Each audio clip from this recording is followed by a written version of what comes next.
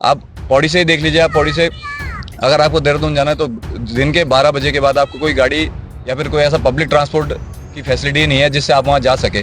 तो हमारा जो मेन मुद्दा इस इलेक्शन में रहेगा वो ये रहेगा कि यहाँ के जो प्रत्याशी हैं वो इस क्षेत्र को पर्यटन के रूप में एक सबल बनाने की कोशिश करें। जब नौकरी एम्प्लॉयमेंट आप दे रहे हैं तो आप उसमें क्या क्राइटेरिया आप लोगों का है? आप लोकल लोगों को क्यों प्रेफर नहीं कर रहे हैं, चाहे वो हॉस्पिटल में हो, चाहे वो किसी सरकारी विभाग में हो? आप राजस्थान से लोग लेके आके, आप यूपी से लोग लेके आके आप यहाँ भर्ती करा दे रहे हैं उनको एक महंगी फीस देके। उत्तराखंड के बच्चों के पास इतना पैसा नहीं है, उत्तराखंड के माँ बापों के पास इतना पैसा नहीं है जो वो आपको ऐसे ही आपका मतलब एडमिशन करवा दें किसी अच्छे उसमें।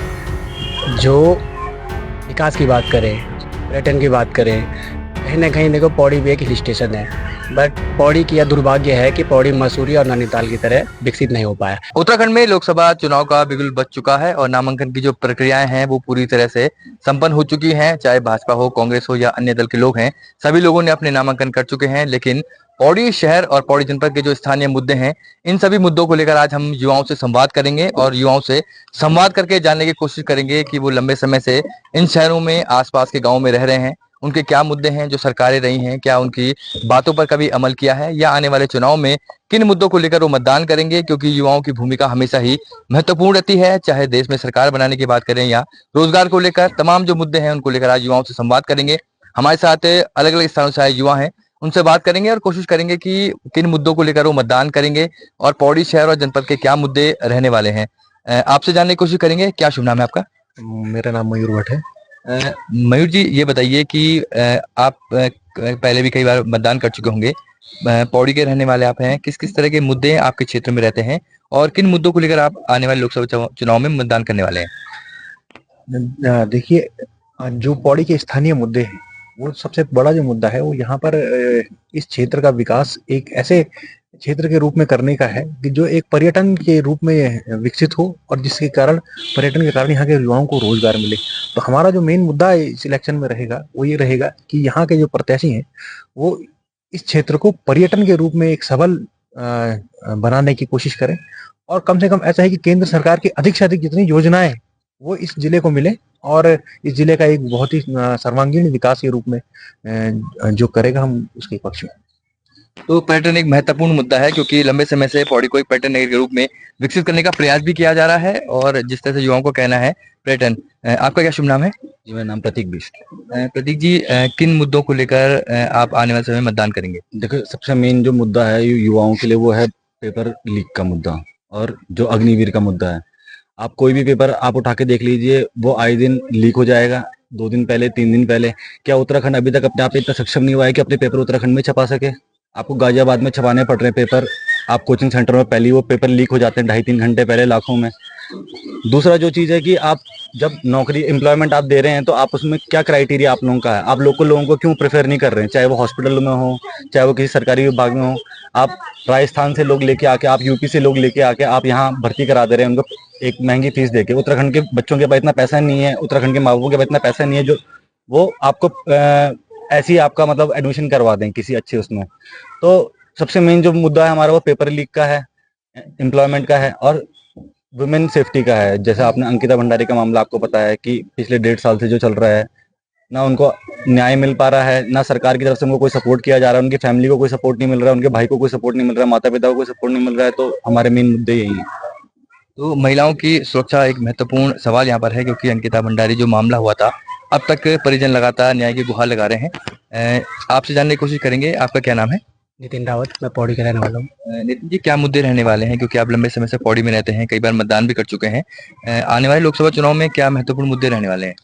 देखिए, इस बार गढ़वाल संसदीय क्षेत्र से हम ऐसे प्रत्याशी को चुनना चाहते हैं जो विकास की बात करें, पर्यटन की बात करें, कहीं ना कहीं देखो पौड़ी भी एक हिल स्टेशन है, बट पौड़ी की यह दुर्भाग्य है कि पौड़ी मसूरी और नैनीताल की तरह विकसित नहीं हो पाया। तो हम ऐसे प्रत्याशी को चाहते हैं कि जो पौड़ी में पर्यटन को लाए, पर्यटन को बढ़ावा दे और स्थानीय युवाओं को स्वरोजगार की ओर अग्रसित मतलब इसमें युवा हों। दूसरी बात यह है कि पौड़ी गढ़वाल मुख्यालय है और पौड़ी शहर में हमारा एकमात्र केंद्रीय विश्वविद्यालय है, पर जो केवल अब नाम का केंद्रीय विश्वविद्यालय रह गया है। आज के समय में जो यूजीसी है उसने एनटीए द्वारा सीयूटी कराया जाता है, जिसमें कि जो हमारे पौड़ी के जो छात्र हैं उनको दूर दूर दिल्ली, यूपी ऐसी जगहों पे एंट्रेंस देने के लिए जाना पड़ता है। और एंट्रेंस का जो एडमिट कार्ड वो आता था, अगर कल फॉर एग्जांपल कल पेपर है तो एडमिट कार्ड आ जाता है, तो कहीं ना कहीं बच्चा पेपर को दे नहीं पाता है। इसके बाद जब बच्चा सेंट्रल यूनिवर्सिटी में दाखिला नहीं ले पा रहा है तो उसके बाद बच्चे को दुर्भाग्यवश महाविद्यालय में प्रवेश लेने के लिए जाना पड़ता है, जो कहीं ना कहीं दुर्भाग्य है। तो हम इस बार ऐसे सांसद को चुनना चाहते हैं जो पौड़ी में शिक्षा के ऊपर भी ध्यान दे, कि जो हमारा एकमात्र केंद्रीय विश्वविद्यालय पौड़ी शहर में उसके ऊपर ध्यान दे और केंद्र तक हमारी बात को पहुंचाए, ताकि बाहर का बच्चा भी पौड़ी में केंद्रीय विश्वविद्यालय के नाम करना रह जाए और अन्य राज्यों से भी यहाँ पर पढ़ने के लिए बच्चे आ सके। कहीं ना कहीं सीयूटी को लेकर जो स्थानीय बच्चा है वो काफी परेशान रहता है, क्योंकि बाहर के बच्चों को तो प्रवेश मिल जाता है लेकिन लोकल बच्चा रह जाता है। इसके लिए क्या चाहते हैं आप कि किस तरह से समाधान निकाला जा सके स्थानीय बच्चों के लिए? जी देखिए, इसमें कहीं ना कहीं जो दिल्ली में बैठे यूजीसी की जो टीम है वो कहीं ना कहीं अपने शहरी क्षेत्र को देखते हुए वो ऑनलाइन पेपर करवाते हैं, एडमिट पेपर की तिथि तय करते हैं। जबकि जो हमारे पहाड़ की भौगोलिक स्थिति है, इसमें कई जगह अभी नेटवर्क नहीं है, कई चीजें जिसमें बच्चा पीछे रह जाता है। तो कहीं ना कहीं जो सरकार है ऐसी योजना बनाए कि पहाड़ प्लेन्स के बच्चों तक तो सूचना जा ही रही है, पहाड़ के बच्चों तक भी सूचना जाए, जिससे बच्चा अपनी जो सूचना है वो टाइम से ले सके और एग्जाम देने में आगे आ पाए। तो अन्य युवा हैं, आपसे जानने की कोशिश करेंगे क्या मुद्दे रहने वाले हैं, क्योंकि आप स्थानीय निवासी हैं, आप लोग लंबे समय से पौड़ी में रह रहे हैं, कई सरकारें आप देख चुके हैं और खासकर युवाओं की बहुत सारी समस्याएं होती हैं। तो क्या समस्याएं होंगी इस बार और किस तरह से मतदान किया जाएगा? जी नमस्कार, मेरा नाम गोपाल नेगी है। देखिए, युवा आज ऐसे सांसद को संसद में भेजना चाहती है जो शिक्षा पे बात करे, जो उनके रोजगार को लेकर बात करे, जो उनको स्वास्थ्य को लेकर बात करे। देखिए, आज जहां शिक्षा की बात आ रही है, अभी सीयूटी का बात की हमारे भाई ने, तो सीयूटी एक ऐसा मुद्दा है जो हमारे पूर्व के सांसद हैं, उन्होंने भी संसद में नहीं उठाया कि हमारे बच्चों को यार तुम आरक्षण दो। अगर हमारे बच्चे किसी रूप में उस पेपर को छोड़ चुके हैं या किसी भी कारण से वो छोड़ दिया उन्होंने, चाहे वो ट्रैवलिंग की वजह से हो, चाहे वो नेटवर्क की वजह से हो, तो उनको कुछ आरक्षण मिलना चाहिए था एडमिशन लेने के लिए। और दूसरी सबसे बड़ी बात, हम ऐसे सांसद को चुनना चाहेंगे जो उत्तराखंड में मूल निवास की पैरवी करे, कि मूल निवास यहाँ आए और भू कानून उत्तराखंड में लागू हो। केंद्र में जितने भी पहाड़ी राज्य हैं उन सब ने अपनी विरासत को बचाने के लिए एक उचित व्यवस्था कर रखी है, लेकिन जहाँ बात उत्तराखंड की आती है तो यहाँ भूमियों की लूट खसूट चल रही है, ये हम सबको पता है। देखिए, अभी तक 2023 तक एक ऐसा भी नियम हमारे भू कानून को लेकर था कि यदि कोई व्यवसायी किसी व्यावसायिक पर्पज से कोई लैंड और जमीन खरीदता है तो उसके 2 साल बाद यदि वो काम नहीं करता जिस उद्देश्य से उसने वो जमीन ली थी, तो उसको निरस्त करने का और उसकी जमीन को निरस्त करने का अधिकार सरकार के पास था। लेकिन जून 2023 में धामी सरकार द्वारा उसको भी भू कानून के नियम से हटाया गया है। तो ऐसे में हमारा भू कानून और लचीला होता जा रहा है और हमें ये उम्मीद नहीं लग रही है कि भू कानून कभी उत्तराखंड में लागू हो पाएगा। तो भू कानून की मांग सभी युवा कर रहे हैं। आपसे जानेंगे, क्या नाम है आपका? जी, मेरा नाम ऋत्विक सिंह असवाल है, मैं पौड़ी का निवासी हूँ। क्या मुद्दे रहने वाले हैं? जी, सबसे पहले हम ऐसे व्यक्ति को चुनना चाहते हैं जो हमारे पहाड़ के व्यक्ति की बात करे। यहाँ से जो गढ़वाल लोकसभा सीट से जो चुन के जाए तो गढ़वाल में रहने वाले लोगों की बात करे, चाहे यहाँ की नौकरी हो, चाहे यहाँ की जमीन हो, इनमें सबसे पहला अधिकार हमारा, क्योंकि ये हम लोग के पूर्वजों ने अपनी विरासत संभाल के रखी थी, जिसमें अगर हमारा अधिकार नहीं होगा तो जो लोग बाहर से, चाहे यहाँ नौकरियों की बात करें, इसमें यहाँ मैक्सिमम लोग बाहर से आने वाले हैं जो सरकारी दफ्तरों में नौकरी कर रहे हैं, तो ऐसा बिल्कुल नहीं होना चाहिए। ऐसा जो हमारा यहाँ का बच्चा है, जिसने हमारे यहाँ बच्चा पैदा हुआ है, बड़ा हुआ है, सबसे पहला अधिकार उसका होना चाहिए कि उसको यहाँ पे नौकरी मिले। सशक्त भू कानून उत्तराखंड प्रदेश में लागू होना चाहिए, जिस प्रकार हिमाचल प्रदेश में जिस भू कानून लागू है उसी प्रकार उत्तराखंड में भी एक भू कानून लागू होना चाहिए। बात रही फिर अगर हम बात शिक्षा की करते हैं, जब अगर सीयूटी जैसी परीक्षाएं केंद्रीय विश्वविद्यालयों में कराई जाती हैं, जिनमें जो हमारे पहाड़ की परिस्थितियों के हिसाब से, जो प्लेन्स की परिस्थितियां हैं, वो बहुत भौगोलिक परिस्थितियों के हिसाब से बहुत पीछे पहाड़ माना जाता है, क्योंकि यहाँ कई जगह ऐसी जगह है जहाँ नेटवर्क कनेक्टिविटी नहीं है, आवाजाही में बहुत ज्यादा समस्या होती है। आप पौड़ी से ही देख लीजिए, आप पौड़ी से अगर आपको देहरादून जाना है तो दिन के 12 बजे के बाद आपको कोई गाड़ी या फिर कोई ऐसा पब्लिक ट्रांसपोर्ट की फैसिलिटी नहीं है जिससे आप वहां जा सके। एनटीए द्वारा जब परीक्षा करवाई जाती है तो एक दिन पहले, वो भी शाम के समय पे, एडमिट कार्ड लॉन्च किया जाता है। जब तक वो एडमिट कार्ड बच्चे को मिलता है, जब तक ये सूचना उस बच्चे तक पहुंचती है कि एडमिट कार्ड उसका आया है, एडमिट कार्ड लॉन्च हुआ है, तब तक परीक्षा की तिथि निकल जाती है, जिससे वो बच्चा परीक्षा नहीं दे पाता है और कहीं ना कहीं वो अपनी शिक्षा से वंचित, इस परीक्षा के माध्यम से अपनी शिक्षा से वंचित हो रहा है। जब बच्चा पढ़ ही नहीं पाएगा तो नौकरी हो या फिर किसी भी प्रकार का रोजगार हो तो रोजगार करने में असमर्थ होगा। तो सबसे पहले जो ये सीयूटी लागू अगर यूजीसी द्वारा किया जा रहा है, तो इसका एक विकल्प होना चाहिए। और ये चीज लागू तब होनी चाहिए जब सारे विश्वविद्यालयों में एक प्रकार की सुविधाएं हो। अब पौड़ी में जो केंद्र विश्वविद्यालय है वो केवल नाम का केंद्र विश्वविद्यालय, आप वहां अगर जाके देखेंगे तो मूलभूत सुविधा भी वहां पर पूरी परिसर में मौजूद नहीं है। ना वहाँ ठीक से बैठने के लिए आपके टेबल चेयर उपलब्ध हैं, ना आपके ऐसे प्रोफेशनल कोर्स है जिनको करने के लिए बच्चा सीयूटी का स्पेशल पेपर भर के आएगा, ना हॉस्टलों की सुविधा यहाँ पर है। तो मुझे लगता है कि ये सीयूटी जो उसी विश्वविद्यालय में लागू होना चाहिए जहाँ पूरी मूलभूत सुविधाएं। अब हमारे अगर बाहर से भी बच्चा आता है तो उसके रहन सहन के लिए तो यहाँ व्यवस्था, उचित व्यवस्था है ही नहीं, तो वो भी आते हैं और अपना एडमिशन वापस लेते हैं, जिसके कारण विश्वविद्यालय की स्थिति दिन पर दिन और दुर्बर होती जा रही है और बंद होने की कगार में विश्वविद्यालय है। अगर विश्वविद्यालय बंद होता है तो पहले ही यहाँ शिक्षा का अभाव बच्चों पे है, और विश्वविद्यालय बंद होने के बाद तो सबसे ज्यादा अभाव यहाँ पहाड़ के बच्चे को, क्योंकि जो बाहर का बच्चा है वो कहीं और भी एडमिशन ले सकता है, पर जो पहाड़ का गरीब बच्चा है जो न्यूनतम फीस में जो पढ़ना चाहता है, ये उसके लिए सबसे बड़ा घाटा होगा। तो हम एक ऐसे व्यक्ति को चुनना चाहते हैं जो इस बात को संसद में रखे और हमारे फेवर में इस बात को रखे और फेवर में इसका अमल इसको किया जाए। बेहतर शिक्षा, रोजगार, यहाँ पर सभी युवाओं के मुद्दे रहे हैं। आपसे जानने की कोशिश करेंगे, क्या शुभ नाम है आपका? मेरा नाम आयुष भंडारी है, मैं ग्राम निश्चनी का निवासी हूँ। पौड़ी के समीपवर्ती गांव आपका है। शहर की साथ साथ अगर ग्रामीण क्षेत्रों की बात की जाए तो किस तरह की समस्याएं आप ग्रामीण क्षेत्रों में देखते हैं? देखिए, उत्तराखंड बनने के बाद यदि सबसे ज्यादा उपेक्षा किसी की हुई है तो पौड़ी गढ़वाल की हुई है। यदि हम देखें तो सबसे ज्यादा पलायन पौड़ी जिले से हुआ है और 57.7% पलायन यहाँ से हो चुका है। तो मैं यही मतलब अपने जो सांसद जिसे हम चुन के भेजेंगे तो हम यही उनसे रखते हैं कि रिवर्स माइग्रेशन के लिए कुछ ऐसी पॉलिसीज बनाई जाए जिससे माइग्रेशन यहाँ पर रुके थोड़ा रुके, और नए नए रोजगार के आयाम खोले जाए।